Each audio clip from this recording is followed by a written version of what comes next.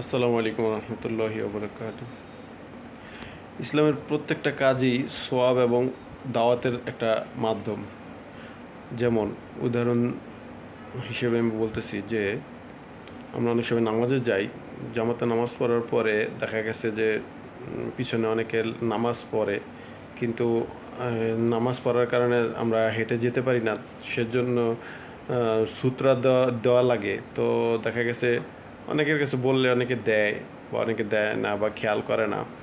তো বা আপনার সামনে দেখা গেছে একজন মানুষ নামাজ পড়তেছে, আপনার পিছনে দেখতেছেন একজন নামাজ পড়তেছে, আপনি বের হবেন, তখন দেখা গেছে আপনি হয়তো একটা সূত্র দেওয়ার জন্য চিন্তাধারা করলেন, সাথে সাথে আরেকজন সূত্র দিয়ে দিল, আপনারও সওয়াব হবে, পাশাপাশি ওই লোকেরও সওয়াব হবে।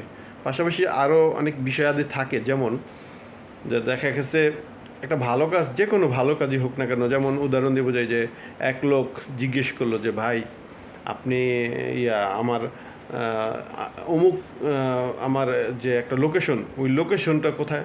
তখন দেখা গেছে আপনার ওই লোকেশনটা সম্পর্কে সঠিক ধারণা আছে, আপনি বলে দিলেন, তখন কি হলো, এটাও একটা ইসলামের দাওয়াত দেওয়ার মতন সোয়াব, পাশাপাশি সদকায়ে জারিয়ার একটা সোয়াব, যেটা আমরা অনেকেই অনুধাবন করি না, বা অনেকেই খেয়াল করি না, যে মনে হয় না বললেও হয়, বা কোনো এটা কোনো বিষয় না।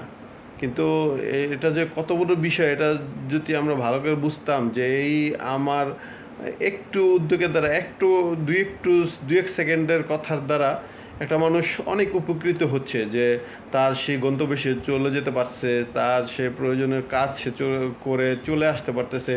যেটা আমি যদি না বলি, তাহলে হয়তো আমি যদি মিথ্যা কথাও বলি, তাহলে দেখা যাবে যে ওনার হয়তো একটু কিছুক্ষণের জন্য একটু সে বিড়ম্বনার শিকার হবে বা বিরক্ত বোধ হবে, বা আমার জন্য সে একটা খারাপ একটা চিন্তাধারা আসবে, অথচ সেই লোকের সাথে আমার জীবনে আর কখনো দেখা হবে কি হবে না, একমাত্র আল্লাহ তাআলা ছাড়া আর কেউ ভালো জানি না।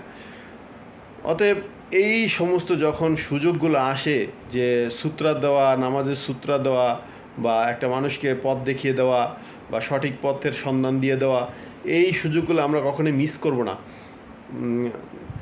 আর দেখুন, এই এই সুযোগগুলো মিস করলে আমরা এই জীবনে পিছিয়ে যাব।